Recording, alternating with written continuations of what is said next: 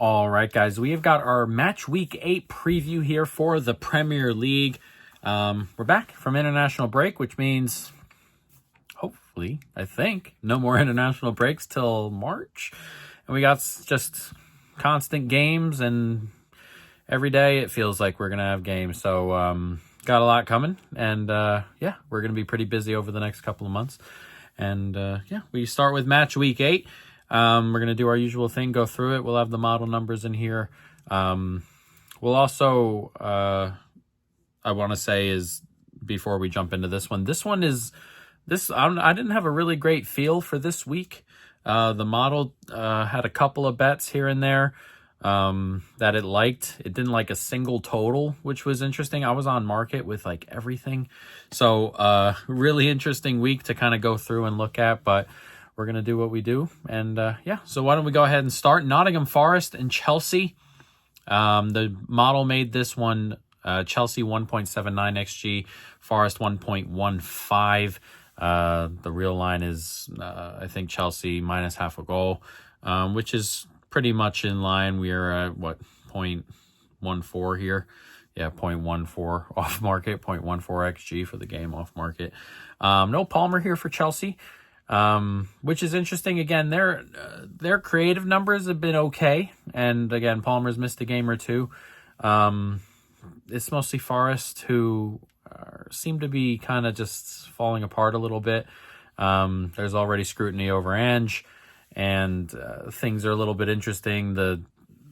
Chris Wood's not firing on all cylinders and not scoring what seems like every time he touches the ball. They're not scoring on every break. And stuff like that. They're embedding a lot of new players, embedding a new system, so it's very, very difficult. Now, there was an international break there, and they've had a couple players go off, but perhaps, having 2 weeks to themselves to kind of really get things going makes them a little bit more solid here. But we'll see. It's an owner who's got a short leash and a situation that's deteriorating a little bit in terms of on the table, as they're kind of toward the bottom 5 there. And yeah, so it's a really interesting spot there. And again, Chelsea, they want to make a top 4 or 5 push this year. They haven't started exactly how they wanted to start. The numbers are okay, and this is kind of seems to be what Chelsea are and have been for a couple of years now. The numbers look really good for the most part, and then the on-field product, as a couple bumps and hiccups, and again, no Palmer here, which is a big loss. But I kind of do like them to take a bit of advantage here over a Nottingham Forest side I don't love particularly. The model makes Chelsea 0.64 goal favorites, or expected goal favorites. I think Chelsea win this game 2-1. I think there are goals in this one a little bit. Chelsea continue to lose center backs. Badiashile is going to be out for a while now. Defenders in general keep on drop in there. It's not a goalkeeper I love, so I think there will be chances on the break here for Forest. But I don't trust Forest to do anything. This would be a spot you trusted Forest last year. Maybe they grab an early goal and sit on it, and you don't see Chelsea scoring too, but it's just not the same team. And it's a Chelsea team that I think are slowly, I don't know. I think Chelsea are getting close to what Maresca can bring them ceiling-wise. I don't love Maresca, and I don't particularly like his system, but I think it kind of works out here, and I think they have a player advantage, tactical advantage over a manager I don't particularly like on the other side, in Ange. So, yeah, we like Chelsea here to kind of scrape a win. Not betting this one, and yeah, we'll see what happens here, but pretty big game for both sides as Chelsea kind of want to make a push up the table. Brighton-Newcastle. Yeah, our prediction for this one was 1-1. Brighton and Newcastle for the model was 1.22 to 1.2. Yeah, this feels and screams 1-1 all over it. It's a Brighton side that are continuing to be themselves, playing pretty well. Defensively have been playing relatively well. And a Newcastle side that's not creating as much, and they're, working in new players and things up front. And Voltemade has been decent so far. But it's also a side who's defensively very, very good and so far. And it's two teams that are defensively good and two teams who are not overflowing with goals up front. So this has draw written all over it for me. 1-1, 0-0. We'll see. But Newcastle games have been very low events so far. Brighton games, pretty low events so far. And it's a Brighton team that's going to want to hold on to the ball, and a Newcastle team that's probably going to let them hold on to the ball a little bit and kind of sit and defend, and they have the midfield to do it. Joelinton, Bruno, all those guys in the center are all good defensively, combative midfielders. They can defend out wide for the most part. So I think Newcastle can hold here. I don't see either of these teams to get into two. Again, that very may well happen. But this is a game we're probably not going to have a bet on. But if we were going to have a bet on it, it would be for the draw. We'll see. But these are two teams right now who I think know who they are and know who they want to be. And if that's the case, then they're just going to kind of be low event, and they're going to try and beat you with some of the other things. They're going to be solid at the back and see what they can do up front. But it's a game I expect to be low scoring. It's a game I expect to be tight. I would be really surprised to see a blowout either way here. But 1-1's the pick. 1-1's the expectation, and 1-1 is what it's liked in the model. So that's where we're going. 1-1. Excuse me. Burnley and Leeds. The model makes this one 1.57 XG to 1 XG in favor of Leeds. I have a slight lean toward Leeds. I think Leeds, our pick for this game will be Leeds to win this one 1-0. Yeah, this should be tight. This is an important game for both sides. Burnley have to start putting something together. They're in the bottom 3 or 4. Forgot exactly where on the table at the moment, but so far they are certainly the worst side just from expected metrics and things like that. And they went ahead and beat Sunderland and found another point against Forest, but it's a team that's really not playing well compared to the rest of the Premier League. I know the expectations weren't particularly high here with Burnley, but they're kind of playing to expectations, and that was bottom of the league type expectations, and that's kind of where they're playing. Leeds, on the other hand, started well and have started well for the most part. They're starting to put some more things together up front, starting to turn some of those turnovers into shot attempts, into chances, which is really big for them, which is something they need to do because the regular static offense when teams are sitting back is not as good. But they continue to be really solid. They continue to be good defensively. And they're kind of underperforming defensively in terms of just goals given up. Like, I forgot the exact number, but they've given up, I think, 11 goals on 8.5 expected. Like, you expect that to regress a little bit toward them if the goalkeeper is okay, which is also a very big, important part of that. But they're defending solidly, so I think they can do it here. I think this is kind of a cagey one because, again, this is one of those ones you can't really afford to lose, and it's one of those ones in the 60th minute, if it's 0-0, 1-1, who's really risking a loss late? I'm not sure if either of these teams are, so I kind of like the under a little bit here, kind of like Leeds. We played Leeds double chance, or Leeds plus half a goal. We parlayed it with Barcelona to win their game against Girona, but I think Leeds get a result here, and we'll see. That's a really big game for both of those sides, and yeah, very important for them, so we'll see how it goes. I expect it to be kind of cagey. Crystal Palace and Bournemouth. The model likes this one 1.41 to 1.18 in favor of Crystal Palace. My original thought here is that I thought there would be goals. Crystal Palace have overperformed defensively so far in terms of how many goals they've really let in. But I've been, the numbers are starting to come in and be comfortable, and, we're starting to get a decent amount of data. And I've been kind of underwhelmed with the offensive data from Bournemouth. I think they've been really good at taking their chances. And when you have players like Semenyo, they're going to score at a higher rate than expected sometimes. And I think that's just kind of what's happening right now at Bournemouth. They're scoring at a decent rate, and Palace are a decent defensive side, so you don't get a great huge number here. I just expected a little bit more when I looked at it with Bournemouth. The prediction here is 2-1 to Palace. They're still playing well. And while they're overperforming in an area or two, this is a Bournemouth side who, again, we're talking about the offense. It's not been, free-flowing great. They've been good on the break and, good at finishing off their chances and stuff. And that may just continue, or they may just, pop up here with the 2 XG performance. Not particularly expecting it. But as for Palace, I think they're solid offensively. It's a Bournemouth team who's been playing well defensively for the most part. This is a really difficult place to go off the break and a well-drilled side against another well-drilled side. I think it's a tight game, but I think Palace just kind of get over the line and they find another goal there. So Palace 2-1 for us. There's no bets here on this one. If this were closer, I'd be playing Palace draw no bet if this were closer to a pick'em. But the numbers and the lines are just not getting there right now, and that's just how we are. I thought about both teams to score. I thought that'd be a good one. I think Palace score here. The Bournemouth metrics are just worse than I thought offensively, so I can't necessarily get there. But again, I do think both teams get over the line scoring wise. Manchester City and Everton. The model likes this one 1.8 to 1.1 in favor of Manchester City.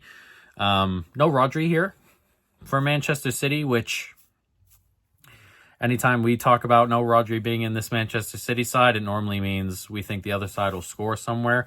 I think Everton can score here. I do think City get over the line 2-1. I'm not been super impressed with this Everton defense so far. They've been playing well and scoring better, but the defensive metrics are starting to come in a little bit worse. Nothing awful or anything, but just in the 1.4 XG against, per game type right now. And this is a Manchester City side at home who are free scoring right now. And it's a side again with, Haaland is firing on all cylinders. He's done that. He started the season that way forever. And he continues to do so, continues to score plenty of goals. He's scoring goals for Norway. He's just continuing to score goals. And again, it's a side that's scoring, and against the side I don't particularly think is defensively, it's a little slightly overrated right now, and maybe I was slightly overrating it a little bit over the last couple of match days, but I think City can score goals here, 2 or 3. That being said, I think Everton can grab 1 or 2 depending on how this game kind of goes. It's a City side that are still struggling in transition. It's got no Rodri for this one. The back line is okay, but losing, they got injuries here and there. I think Everton can score a goal here. So, again, not one I have found a bet yet. We'll see. We're very not close to market necessarily on spread. This is one the model liked in terms of the spread was 1.25. Everton plus 1.25 the model liked. That being said, I'm hesitant to play it myself because I think City can score some goals here, so I'd be looking more into Man City over 1.5 or something like that. I think they can grab a goal or I think they can grab 2 or 3, but the number's just not really good enough for City to score 2 at home as you would expect, and I don't know if I want to bet on them to grab 3 because they're so good at just shutting games down. If they were to go 2-0 up here in the 60th minute, there might not be a shot for the rest of the game type of situation there. So it's a tough one for me to find a bet on, but I like City to kind of get over the line, but I think both teams score also. Sunderland and Wolves, 1.23 to 0.93 was the model in favor of Sunderland here. I think this one finishes 0-0. I haven't been super impressed with Sunderland going forward. And again, I think they're wildly overperforming so far. They won't care, but that's just kind of what they are doing game to game. And it's a Wolves side who, again, we've talked about, excuse me, it's a Wolves side we've talked about where there's talent up front, but not a ton of technical ability up there. And it puts them in positions where they struggle to kind of grab goals just on a regular basis. So I kind of like the under here. I thought the under was really low. I think that's why I didn't play it. But I'll have to go double check. But if this game gets played as a 6-pointer, which it is, and it's not necessarily open, it's a little bit cagey like I expect the Burnley game to be, and I kind of expect this game to be. I don't know where Wolves find goals. If Sunderland are sitting back with their big bodies, big, long defenders, solid in midfield types, it's a struggle to see Wolves kind of come in here and grab a couple. As for Sunderland, they're at home and they'll want to take a little bit of the onus on here, but also another game where neither of these teams can really afford to lose it, even at this stage. So if it's tied late, who's stretching, who's aggressively having a go here, I'm not too sure. So I like the draw, I like the under, I like the 0-0, 1-1, whatever. I think this finishes level. I don't think there are a ton of goals. I think this is kind of cagey, similar to the Burnley game. And yeah, that's where we like that one. I expect that one to be really tight. Fulham and Arsenal. The model likes this one 1.6 to 0.75 in favor of Arsenal. I kind of like a draw here. 1-1. It's a Fulham side who do well in these scenarios. I thought they played well versus Arsenal in general last year. Obviously, they had that one where they scored the really late goal to make it 2-1 and still lost that one. But they keep it kind of tight, and defensively they're solid enough. They've got athletes who can have a run, and they are at home here. We've talked about them not necessarily being as good at home, but also not being as good at home because they struggle with holding on to the football, which they're not going to have to do here. Arsenal are going to be the one holding on to the football here. So I think they can perform pretty well here. As for Arsenal, they are the best team in the league right now, comfortably, I think, and a team that's playing really, really well. They lose Odegaard for a while. It looks like it's going to be a struggle perhaps to create through the middle, and they may struggle to kind of create in this game here a ton. There's a Fulham +1 out there that I kind of like. I don't know if Arsenal, the creativity is the kind of worry I have here. Like, if Fulham score a goal, I have a hard time seeing Arsenal, cover that. And I think Fulham can score a goal here. But prevent me from Fulham +1 is if they don't score a goal, you're not going to be particularly surprised here. But yeah, Arsenal have been incredible defensively so far. They're overperforming a little bit offensively, where I think they're 4 goals over expected early. And again, expected numbers and real numbers don't all come, the expectation is not that this is the game, or anything like that. It's just eventually that probably just, you're going to miss a couple chances here and there at some stage, whether it's this game, whether it's another game, whether it's spread out over 7, that's completely up to fate, I guess. But they are overperforming a little bit offensively, and it's a defensive side here in Fulham at home who will sit in a block a little bit and no Odegaard. So I kind of like 1-1. I think this one ends in a draw, and we will see what happens there. And now we go across London there to Tottenham versus Aston Villa. Tottenham 1.36 to 0.93 is the model's expected goals here. I was pretty surprised, I was pretty surprised at the model because the model had a little bit of favor toward Tottenham. I believe the real line is Tottenham minus a quarter of a goal, and we're 0.43 goals here. Close to a half. I thought the model I was expecting the model to kind of like Villa a little bit here. Not because Villa have been good or anything, but because Tottenham have been wildly overperforming their numbers, which, happens. It happens all the time. Sunderland are doing it also, but they've been very much wildly overperforming offensively. The defense is solid and stuff like that. And Aston Villa have been playing a little bit better. So I expected to see a little bit of Aston Villa lean from the model. But it likes Tottenham, and I kind of like Tottenham here to win this one 1-0. I'm still not particularly impressed with what Aston Villa are doing offensively. And there's some, again, we talk about Tottenham, they're solid. There's some good defenders here. It's the going forward stuff where I feel like they're getting rather lucky right now. And, I sort of like the under for that. And because of that, and I don't know what it looks like for Aston Villa going forward in a game like this. But, it may just set, Tottenham kind of get a little bit risky at home is a worry in that sort of stage. But yeah, it's a struggle to kind of look at Villa and think, hey, they're going to come in here and score twice. Like, it's really tough to see. As for Tottenham, again, very much overperforming offensively, and defensively they're okay, nothing spectacular. So my thought is that this leans to like a very cagey under type game, and a slight lean toward Tottenham, but nothing other than that, and more of a game I'm interested in watching and getting data from than I am necessarily having a real bet on it. Liverpool and Manchester United, game of the weekend, I suppose.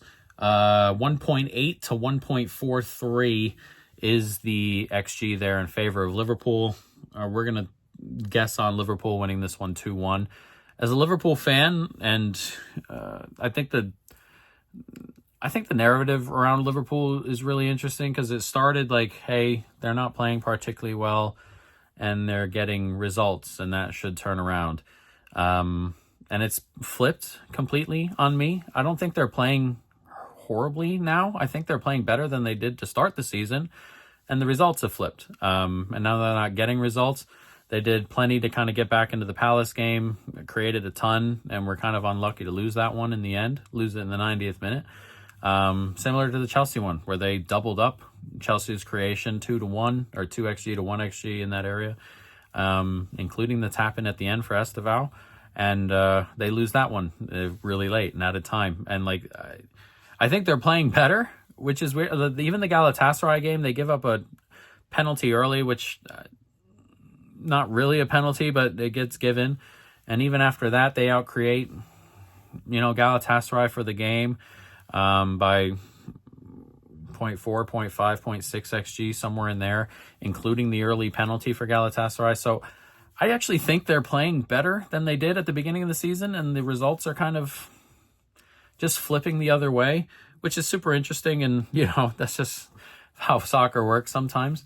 So I do think they're playing better, and it's a Manchester United side whose numbers look really good. I know, like, if you're on Twitter or wherever you get your soccer stuff from, and you see the XG stuff, and it's like, man, Manchester United are top of the league in expected goals and all that fun stuff. It's difficult with United because a lot of their expected goals have come in game states where the games are already dead. So a lot of their XG is just not useful. Obviously, it's great to be creating just in general. But also if you're creating if you're playing Manchester City and you create 1.5 XG and 1.2 came in like the last 10 minutes when you're 3-0 down already, like none of that really matters.